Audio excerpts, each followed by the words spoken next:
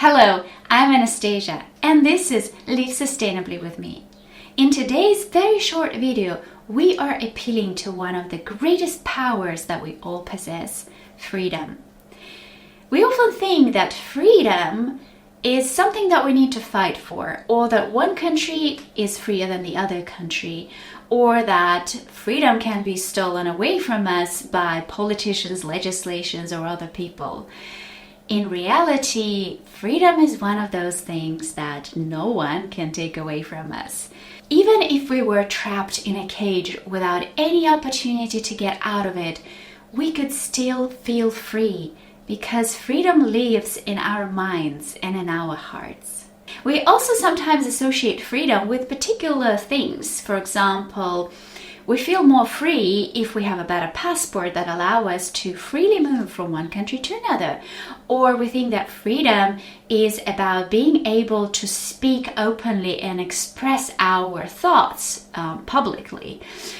Or maybe we even sometimes think that freedom is about being technologically equipped or having access to technology, which enables us freely to evolve and achieve new things. This is all correct, but it's also a little bit limiting because it is tangible freedom. And tangible freedom is always linked and depends on circumstances, other people, or environments or situations around us. The freedom that we're talking about today is the freedom that lives inside of us. Let's have a look at a few examples. Which kid is freer? The one that has an iPhone in his hands and a bunch of games that his parents uploaded for him so that he can play. Or the kid that is playing outside without any toys at all, maybe just some snails and rocks and plants.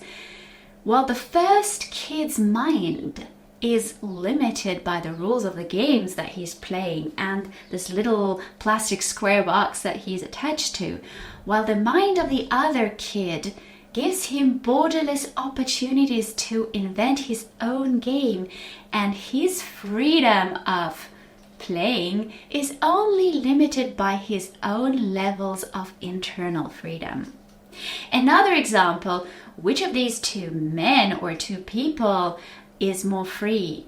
The one who always had an opportunity to choose freely any university to go to and study that he would ever be able to wish for, or choose any kind of job freely and then wear the most beautiful suit for the rest of his life, going to the most amazing skyscraper?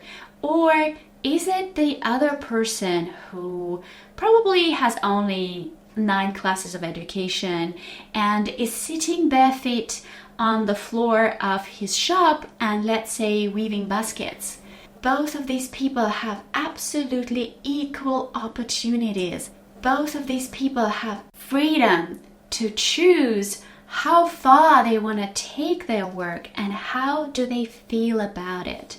And my last example of freedom is freedom about choosing the gender that you want to be and then publicly fighting for other people to accept it? Or is freedom about just simply loving and accepting yourself the way you are or the way you want to be, and instead focusing on the goodness and the strengths that you have and using them to make a real impact and difference in this world, to make this world better? Ultimately, it's our deeds, not our looks, that are being valued by other people.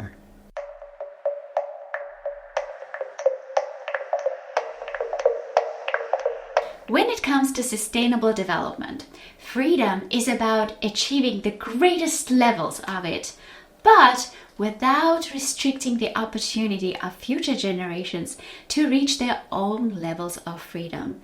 Simply, carefully and consciously deciding, what are we going to take to reach our levels of freedom, and what are we going to leave behind for future generations or for someone else, as well as consciously giving space for people around us to decide on and execute or bring to life their own levels of freedom. The same way as we choose which book to read, we all have the freedom of the whole world to choose how we are going to help replenish and restore our planet based on our own needs and also our unique strengths and capabilities. I'm going to put here at the top the video about abundance and the importance of cultivating diversity and abundance rather than restriction if you want to learn more about it. And it can start as simple as choosing consciously and freely a bar soap instead of a shower gel, which comes with a huge plastic bottle, or opting to break the evening Netflix routine and instead of watching another series, read a book or spend the time with one of our family members, being interested in his or her day and actively supporting him or her. But sustainability freedom can and should take us also a little bit further than just adjusting and tweaking these little everyday habits. Because sustainable development is very much about innovation.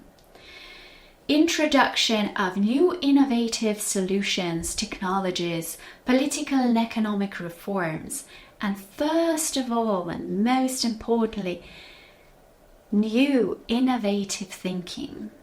We don't need to be scientists or politicians. We don't need to have 2 university degrees in order to open our mind and think innovatively. All we really need is a little bit of a free-spirited mind, which will help us cultivate that daring inside of us to help improve the world around us, or maybe start as simple as our little homes and our little communities.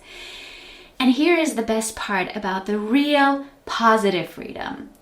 It cannot exist without spontaneity and a mission. It's only when we break a code, a stigma, a routine in order to achieve something grander. This is when we feel really free. Let's go back to our example with the kids. The kid that is playing on an iPhone doesn't really have any code to break. But for the kid that is playing in the garden, being spontaneous and breaking the codes is natural. It's pretty much inevitable. Whether you are working in an office or sitting in a little street shop, breaking the code is equally difficult because you are in a particular circumstance, in a particular situation in life. But it is also totally doable because it is up to us and up to our own levels of freedom to decide how we're going to reinvent ourselves within those jobs and how we are going to break the codes of our work, making them suddenly and unexpectedly better and more rewarding. Maybe sustainability freedom for you is going to be about just changing your mindset to the people around you and start smiling at people, even if they don't smile back. Maybe it's going to be about reinventing yourself and dropping the job that you've been doing on autopilot for the past 10 years. It doesn't matter how many years you spent doing it. What matters is how many more years you're going to continue doing it. And maybe instead of that old job, you are going to reinvent yourself and do something more meaningful. Sustainability freedom ultimately is all about keeping our eyes open and consciously letting our minds broaden our own horizons and our own capabilities.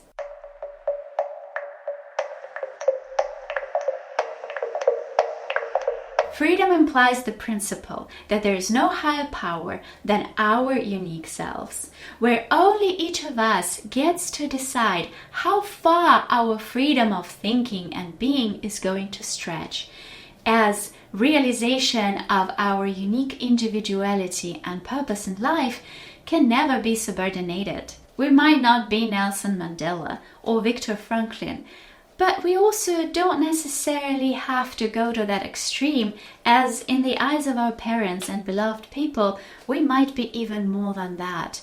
All we really need to remember is that freedom lives inside of us and is not shaped by anything or not limited to anything. Everyone is born and dies equally free, as long as his or her life is filled with consciousness, purpose, and daring spontaneity.